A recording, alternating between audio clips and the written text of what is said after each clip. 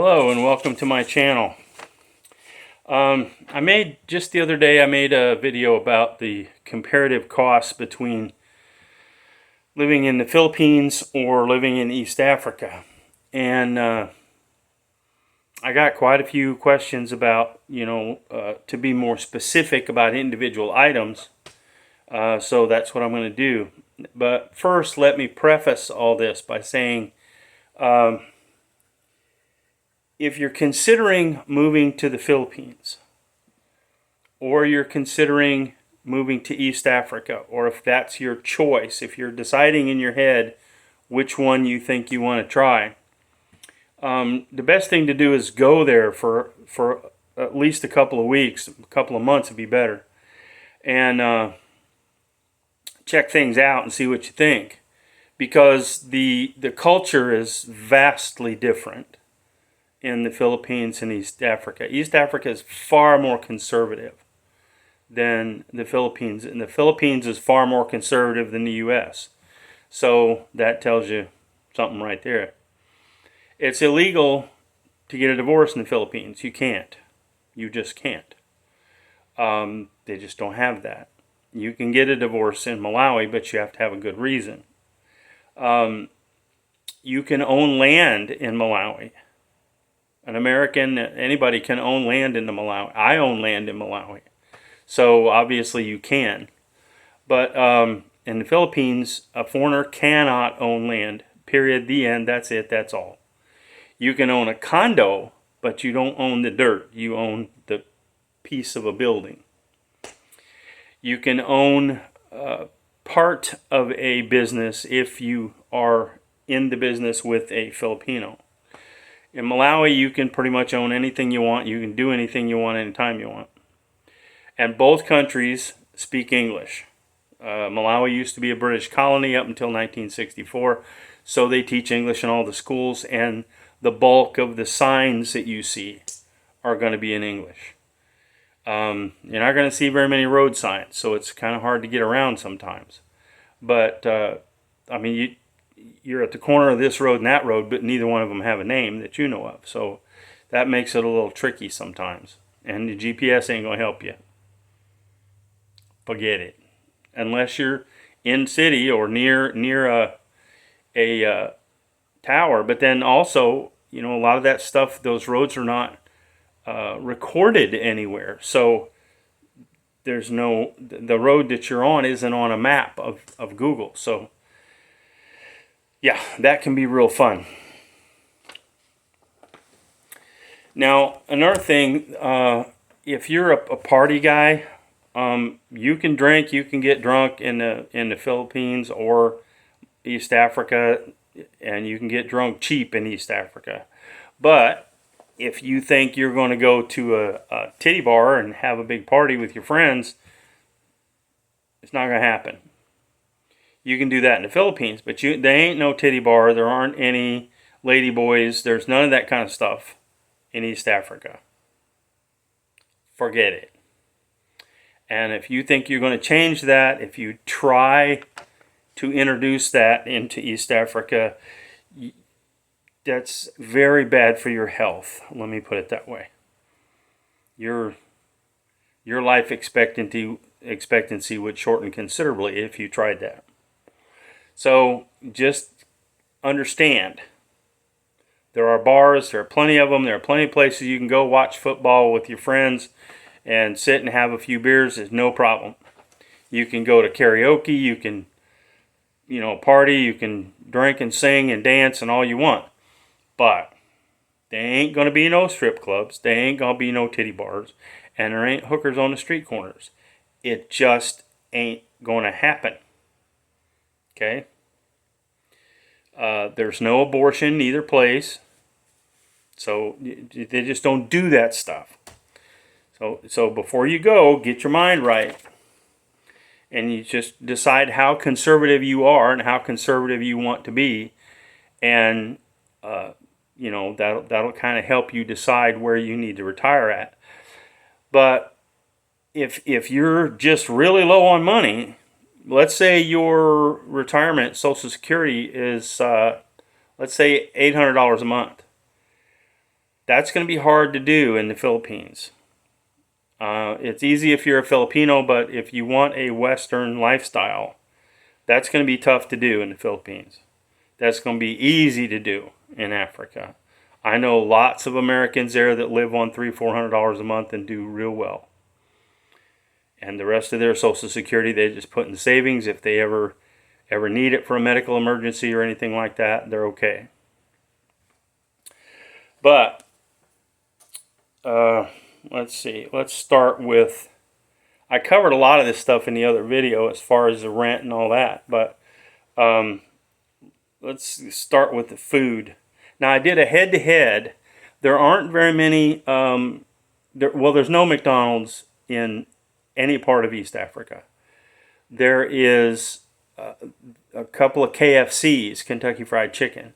So I did a head-to-head price comparison with Kentucky Fried Chicken in Cebu, Philippines, and Kentucky Fried Chicken in Blantyre, Malawi. Now, the prices, with the exchange rate considered, are pretty much the same. The menu is quite a bit different. Any fast food restaurant, any type of chain restaurant in the Philippines is going to have rice on the menu. They have French fries on the menu in Malawi. They don't have in the Philippines. But, you know, there's basic differences in the menu, but otherwise your main dishes, your chicken and stuff like that is pretty much dollar for dollar the same cost either place. And both of them, you have to understand, if you go to the Philippines version of McDonald's, which is a Jollibee, all the Jollibees are going to have the same kind of stuff, the same menu. They even have Jollibees in America, in California. But if you go to a Jollibee in the Philippines and you want something that's on their menu, they'll have it. If you go to an ordinary restaurant, it's not a buffet, just a regular sit-down restaurant, most of the stuff that's on their menu, they're not going to have. Just because it's on the menu doesn't mean they're going to have it. And in most of East Africa, there won't be a menu. You just walk into the restaurant and say, what do you have? Most of the restaurants in Malawi are going to have local chicken, which is the same as any other chicken, but half as big and twice as tough. And they're going to have, they might have rice. They're going to have the local staple food, which is nsima, which is boiled flour. It's like a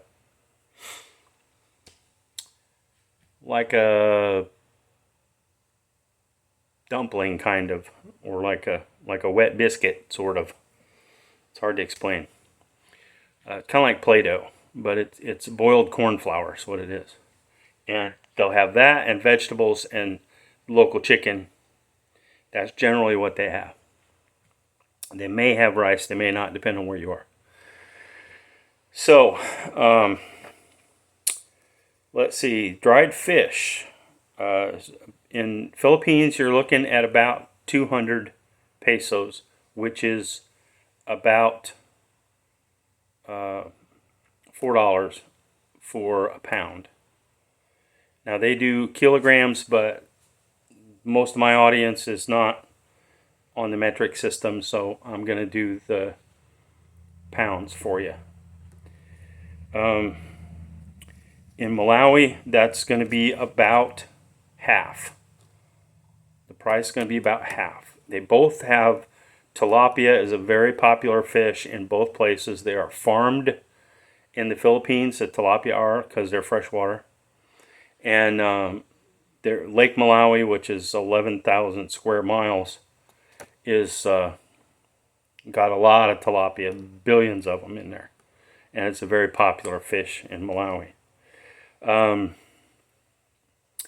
Now, Philippines has the ocean, so you got ocean fish. Malawi, you're a long way from the ocean, so you don't have ocean fish. You don't have shrimp, you don't have that kind of stuff. Shrimp is about $5, the big ones, about $5 a pound in the Philippines. Tuna is about $4 a pound for the yellowfin tuna. A mullet is about 70 cents a pound, 60, 70 cents. One of the really cheap things is going to be watermelon in the Philippines. Is super cheap. I'm not sure why, but there's tons of them, and you can get a watermelon for about 30 cents a kilo. So that's pretty cheap. 15 cents a pound. You can get avocado for about 40 cents, or a mangosteen for about 60 cents in the Philippines. You're not likely to find mangosteens in Malawi. You will find avocados and such things, and breadfruit sometimes, and mangoes everywhere. Coming to that, mangoes are much more expensive in the Philippines. Now, a watermelon in Malawi is going to cost you about double what it would in the Philippines, which that's the only thing I found that's more expensive in Malawi than it would be in the Philippines. Rice is about 40 cents a pound. Eggs are about $2 a dozen, which about like the U.S. In Malawi, eggs are going to be 200 kwacha each, which means 15 cents. Bread is going to be 75 cents about either place. Bananas in the Philippines are about 20 cents, 15, 20 cents each.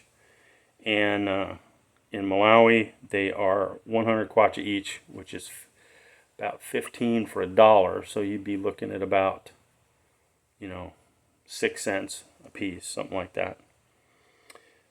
Mangoes in Malawi, you can't carry $1's worth of mangoes. You could real easy buy 100 mangoes for $1. So if you figure they're each between a half a pound and a pound and a half, you'd be looking at over 100 pounds of mangoes, and that'd be pretty tough to try to carry. I mean, unless you're just going to your car, then. But if you're going to carry them very far, that's going to be pretty tough to hang on to 100 of them.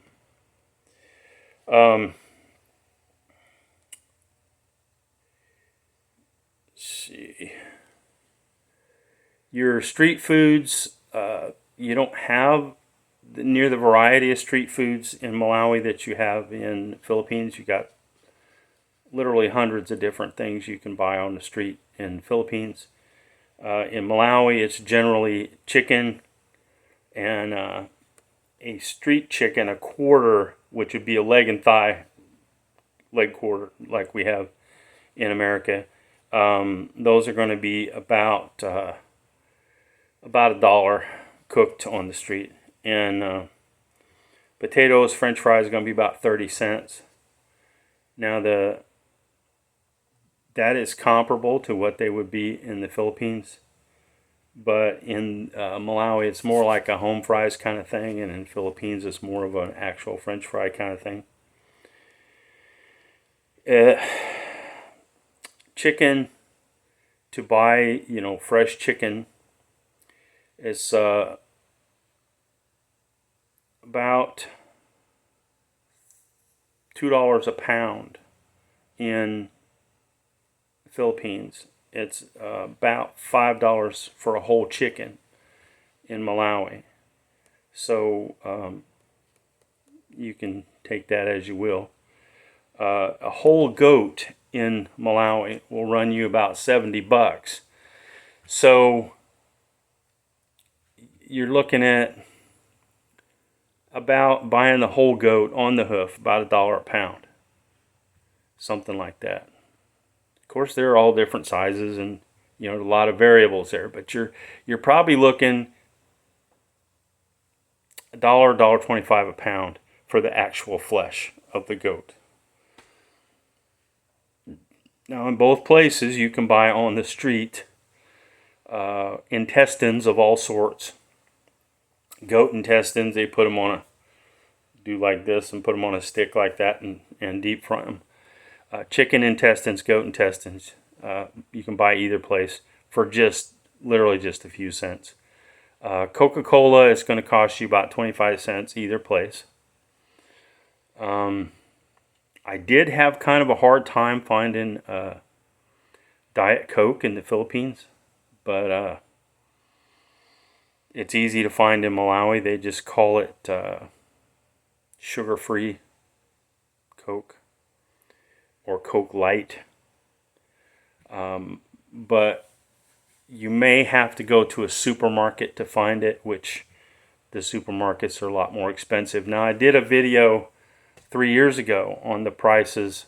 I actually walked through the supermarket and took the video of the actual prices, but that's, the prices have changed so much in the last 3 years, you can forget that.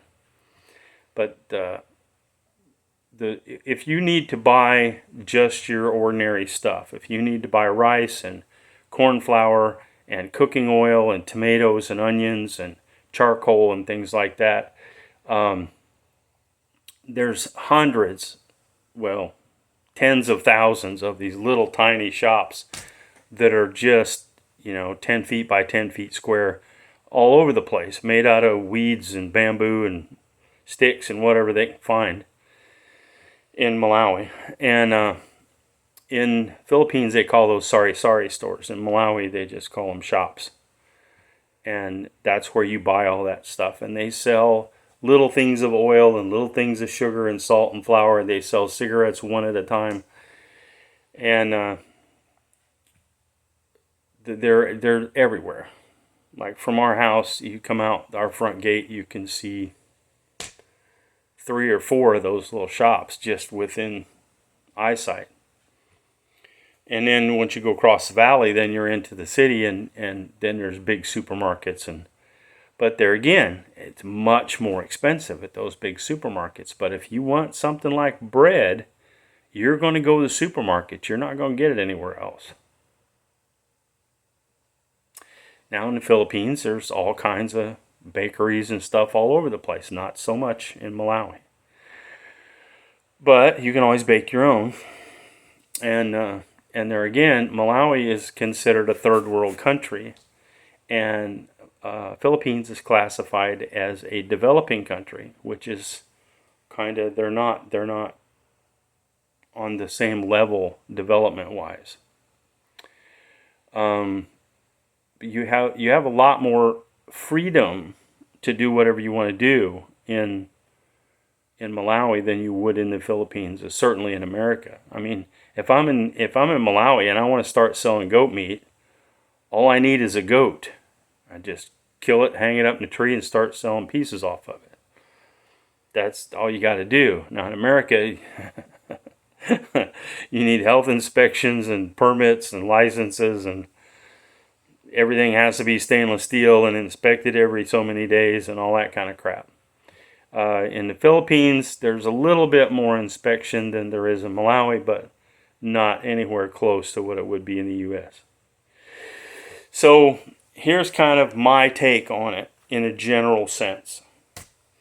The Philippines is going to cost you half of what it costs you to live in America.